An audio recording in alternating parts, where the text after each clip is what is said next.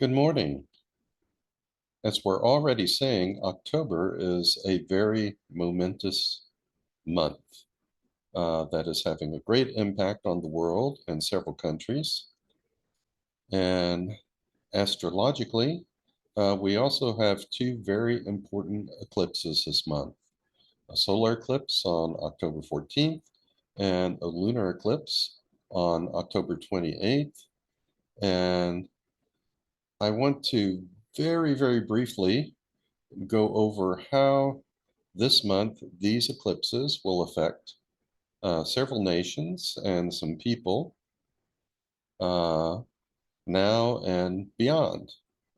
And as I said, I'm going to try and go through this as quickly as I can. So if you're more astrologically astute, you can pause the video at various points and examine the charts and information in more detail. But for now, I just want to give a quick overview of what's going on. So let me see if I can share my screen here.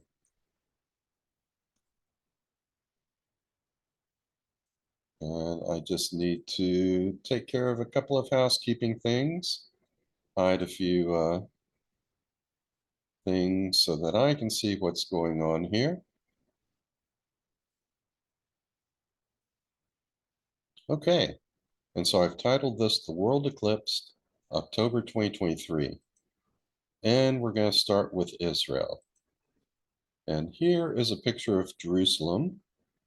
It has been called the heart of the world, and it certainly is the heart of three major religions, Judaism, Islam, and Christianity. And spiritually, I sense that Jerusalem is the spiritual heart of the world, a higher transformative energy, in my opinion, somehow emanates from it. It can cause transcendence, but before that, it often causes wounding as people's shells need to be cracked before the light can go in or come out and change can occur. So it's both a place of great spirituality and great sorrow. Okay, that's my subjective impression, and yours may be different, and that's okay. Now, regarding the current conflict that is happening in Israel, first take a quick look at Israel's birth chart here. And one of the important things is you see that Sun is in opposition to Chiron. Chiron is that drive toward transcendence, which often first manifests as wounding, followed by healing. And on the one hand, when you have an opposition, these are two drives that are trying to integrate with one another. In this case, uh, the transcendent nature of Chiron integrating with the sun as the center or soul of the nation. So, this is the promise of Israel being a light unto the nations. But along that journey, there's often a lot of wounding that occurs that can be wounding to the nation and its people itself. And unfortunately, it can also be times when uh, Israel wounds others. Okay, now, if you look at the transits at the time of the attack by Hamas on Israel on the morning of October 7th, uh, the main thing you see here is transiting Sun was in opposition to transiting Chiron. So that creates immediate resonance uh, with the chart for Israel, where you also had this kind of aspect occurring. Additionally, you see Mars is conjunct the lunar nodal axis that intensifies its aggressive tendencies. It is square Pluto. It's moving quickly toward an exact square with Pluto. Whenever you see that, you tend to expect some violence or discord probably somewhere in the world. And transiting moon is acting as a trigger uh, to that discord between Mars and Pluto. And then if you look at how the transits on the morning of October 7th were particularly affecting Israel, you see, this is going to be the most important thing. Transiting Uranus is conjunct natal Sun and opposite natal Chiron. So transiting Uranus is stimulating that Sun Chiron opposition, which can lead to either transcendence, wounding, or healing. And Uranus is usually something sudden and unexpected. And that's exactly what occurred.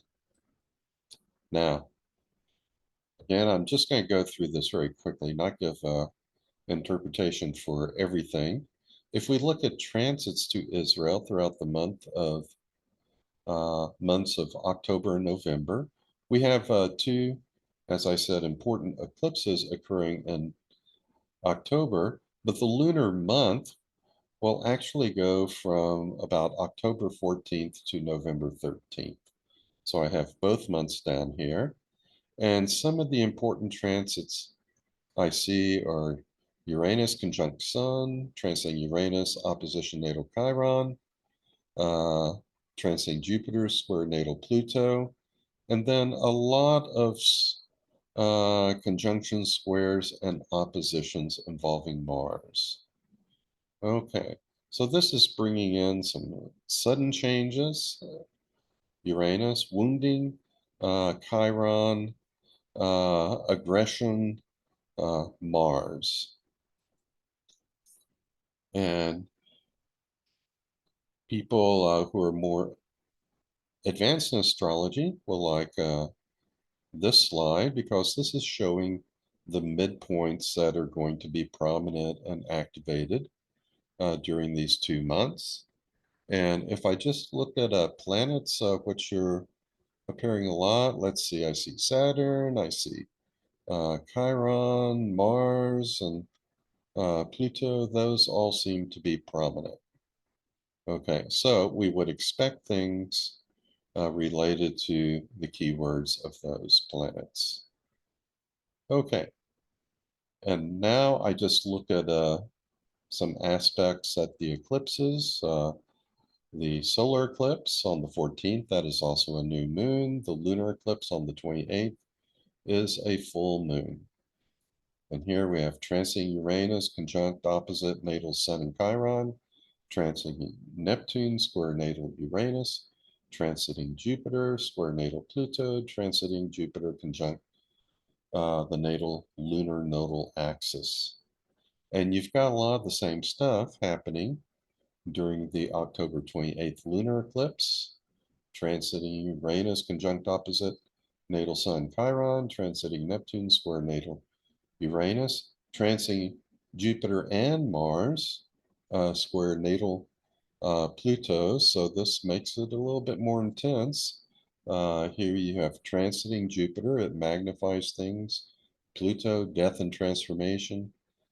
And on the other side, you have transiting Mars, making a strong square to Pluto. That's aggression, coupled with death and transformation. And transiting Sun and Moon are going to be square natal moon. So there's transiting Sun, Moon, making a strong square to the natal moon, affecting the people quite a bit. So some of my expectations are wounding from Chiron, discord, Mars, transformation, Pluto, sudden change, Uranus. Saturn was also involved in some of those aspects, so we might add frustration from Saturn. Okay, now Iran. It is also going to be impacted by the eclipses. So let's look at real quickly. This is the chart for the Islamic Republic of Iran, set up for April 1st, 1979 at 3 p.m. And if we look at transits during October, November, Uh, we have Neptune conjunct Mars on the 13th. That's right before that solar eclipse. That's not necessarily good. Neptune can be illusion, fanaticism, strong uh, right brain feelings about things, Mars, aggression, war, etc. Uranus, transiting Uranus conjunct natal Uranus. That's going to be building throughout the month. It's exact on November 28th. This is going to be a push for change, revolution. And then we have some Martian aspects occurring throughout, including Mars conjunct opposite Chiron. That can result in some wounding, and Mars conjunct natal Uranus. That can stoke change and revolutionary tendencies. In addition, we have a variety of midpoints that are going to be activated in Iran's chart.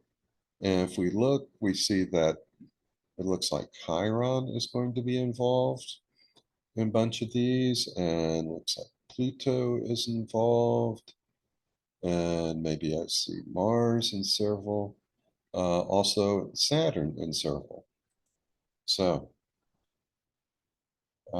if we look at the most prominent aspects on the during the solar and the lunar eclipse, one of the things that stands out the most is transiting Chiron opposite natal Pluto right here. That can cause transformation, death, and a lot of wounding. Transiting Neptune conjunct natal Mars. Uh, that can result in aggression, war based on fanatical beliefs and strong feelings. Transiting Uranus opposite natal Uranus. This can result in a lot of sudden change. Transiting Pluto opposite natal Jupiter. Jupiter is usually growth and expansion. With Jupiter in Cancer, the people want security. But Pluto is death and transformation, authoritarian figure since it's in Capricorn, and uh, that can cause problems for the expansion, the luck of the country. Okay, and at the lunar eclipse, same aspects are in effect. So, in general, some of the expectations I have for Iran during this period are wounding, Chiron, discord, Mars, frustration, Saturn, transformation, Pluto, sudden change, Uranus, fanaticism, Neptune. Since it looks like Iran's chart is going to be affected by these eclipses and aspects in October and November, uh, one wonders if they're going to be drawn into this conflict uh, that's currently raging between Israel and Hamas, particularly if hard evidence is uncovered that Iran was actively involved in the planning and execution of this invasion. Well, that could be a problem. That could expand the conflict. Either way, there are going to be these pressures on Iran, uh, whether it manifests very overtly in terms of action in the physical world. Um, that depends upon the decisions that individuals make. But whether it manifests physically or not, astrologically, we know these pressures are going to be there. Okay, if we look at Russia, here's Russia's chart set up for December 25th, 1991, after the dissolution of the old Soviet Union. And if we look at transits for Russia in October, November, Uh, one of the really important ones is Uranus opposition Pluto. That is exact on the 24th, shortly before um, the lunar eclipse. And this is going to be pressure for change. Uh, I believe the Russian people really want a change in leadership right now. We have an ongoing opposition between transiting Saturn and natal moon. It won't be exact during this period, but it represents ongoing frustration. We have transiting Chiron will be square natal Neptune. Wounding will probably lead to some uh, fanaticism of some sort, some emotional response. This becomes exact on November 22nd. And then we have some Mars aspects throughout. And one of the more important ones is Mars square Chiron. That's aggression and wounding. And Mars conjunct Pluto on the 12th. That could be um, very discordant, very aggressive, sort of conflict or trauma. And Mars conjunct Venus right after that. Okay, if we look at the midpoints are being activated, we have Uranus will be exactly opposite the Venus-Pluto midpoint on the 11th. And I think this just adds fuel to that fire for change that's there right now in Russia. Okay, if we look at the transits during the time of the solar eclipse and the lunar eclipse, main aspects here are transiting Uranus opposite natal. I said natal Uranus and Venus, that should be natal Pluto and Venus. That's Pluto, Venus down here, Uranus up here. Transiting Saturn here, strongly opposite the moon. Transiting Chiron, uh, let's see, right here, square natal Neptune. Okay. And then the only thing that changes when we get to the lunar eclipse is we'll have transiting sun and moon square natal Saturn. So uh, all of this can result in wounding, Chiron, discord, Mars, frustration, Saturn, transformation, Pluto, sudden change, Uranus. The people in Russia, they're not happy now. And I believe they want change.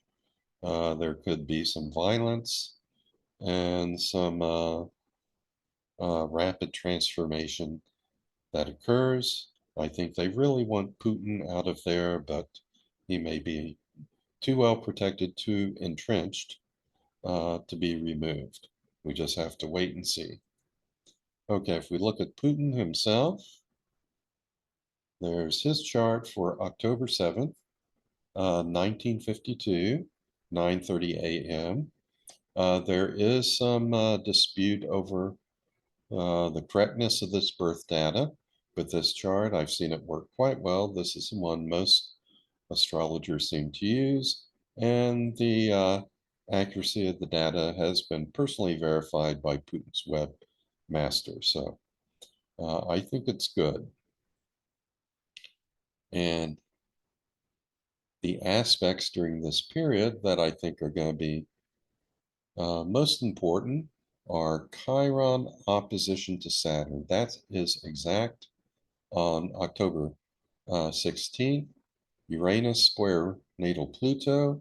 That's not going to be exact in this period, but it's going to be still prominent during this period with about 1 degree orb. And this is going to cause wounding, frustration. Uh, there are going to be pressures for a change in Putin's status. That has been there a while. We saw it with the rebellion by Prigozhin. But like I say, Putin has a lot of protection around him.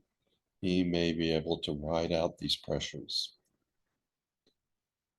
When we look at midpoints that are going to be activated, there's a lot involving Chiron, Uranus, and Saturn, and also some Mars.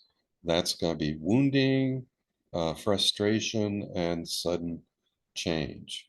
One of the really important ones is Chiron in opposition to the Sun Neptune midpoint, which is exact on the 14th.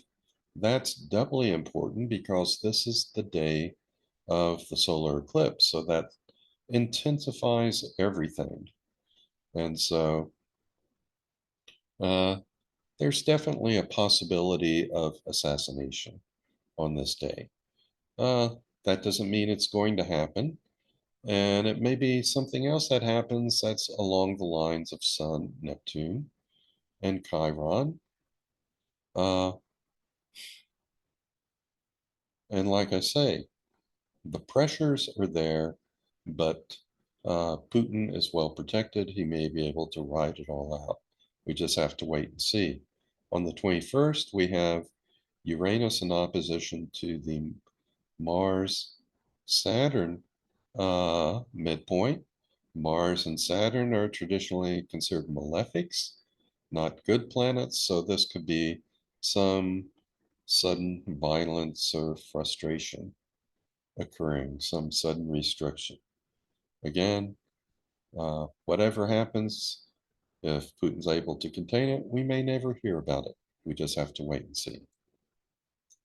Okay, if we look at aspects during the eclipses, at the solar eclipse on the 14th, some of the aspects that are most prominent, I'm using generally a 2-degree orb here, transiting Uranus square natal Pluto in midheaven, transiting Chiron square natal Uranus, transiting Chiron opposite natal Saturn, transiting Sun Moon conjunct natal Neptune, transiting Neptune square natal Mars.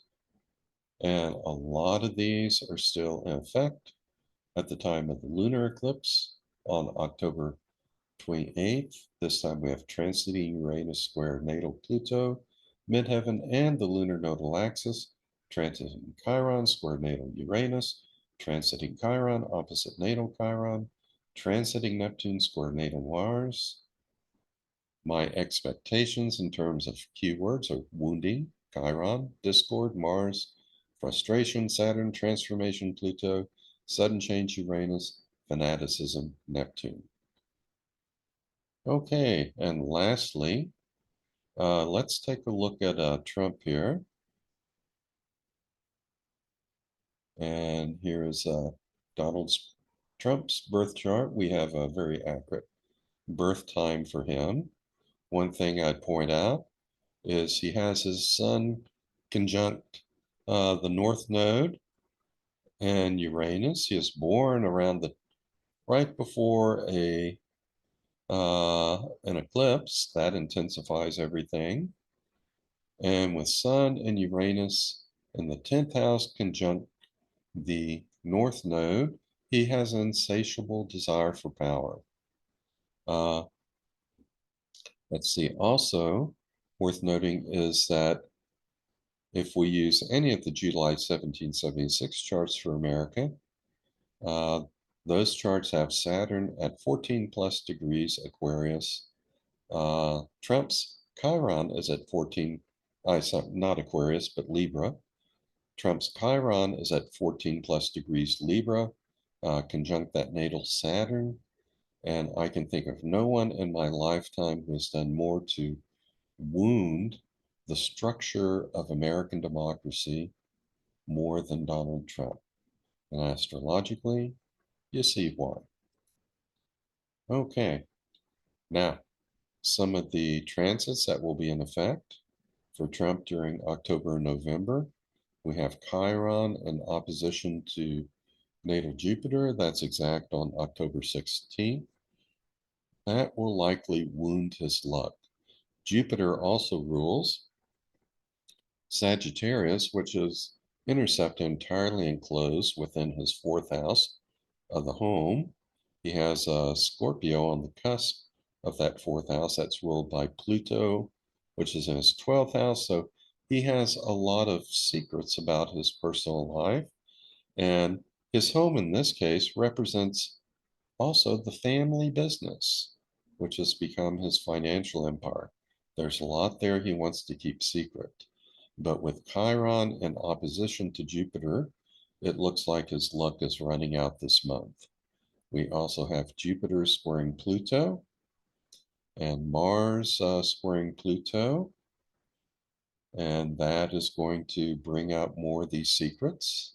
Chiron in opposition to Chiron does not become exact now, but starts building toward the end of October. I think it becomes an exact opposition in December.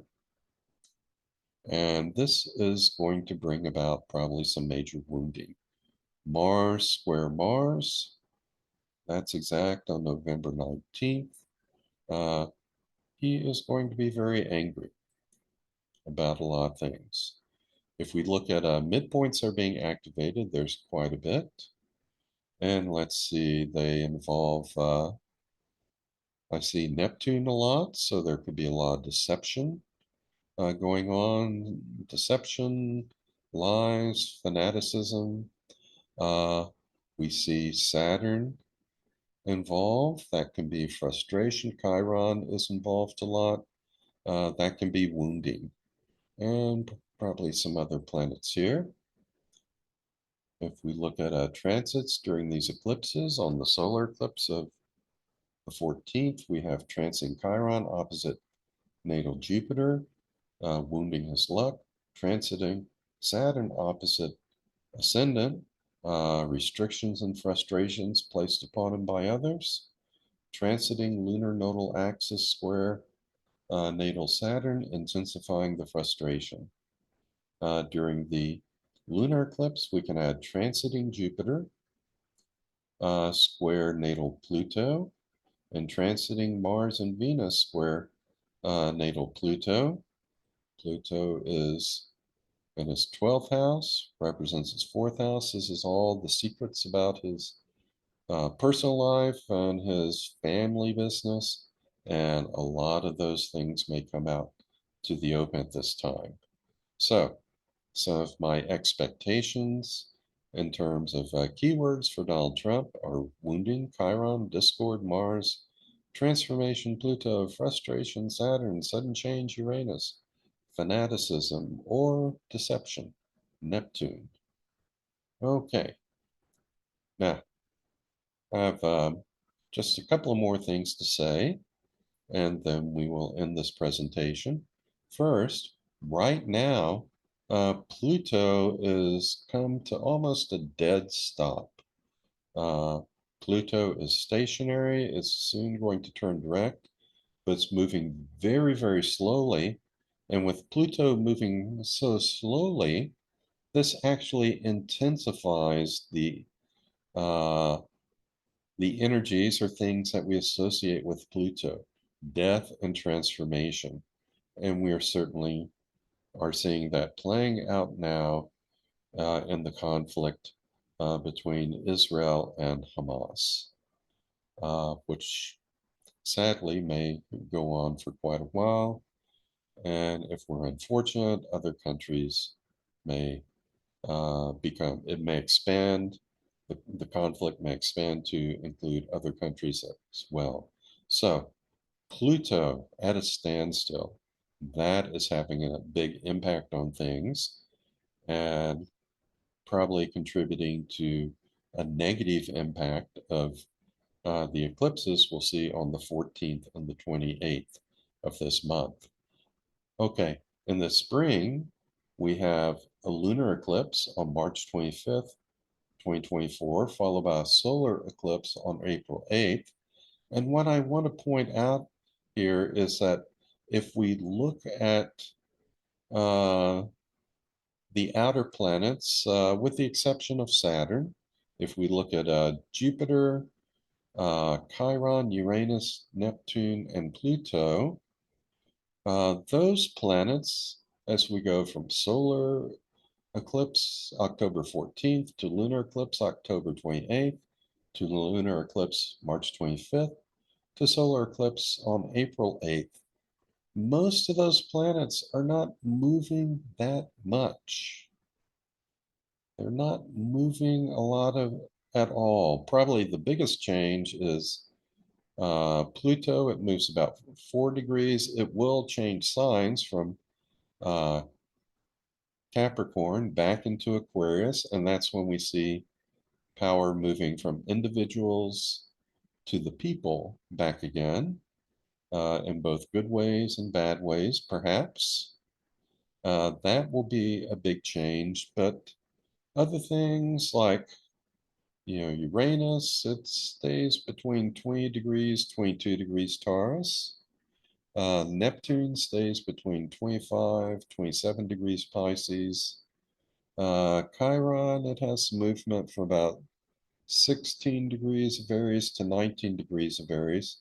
Most things are not changing sign, and Pluto is the only one that changes sign. Most things are not changing that much.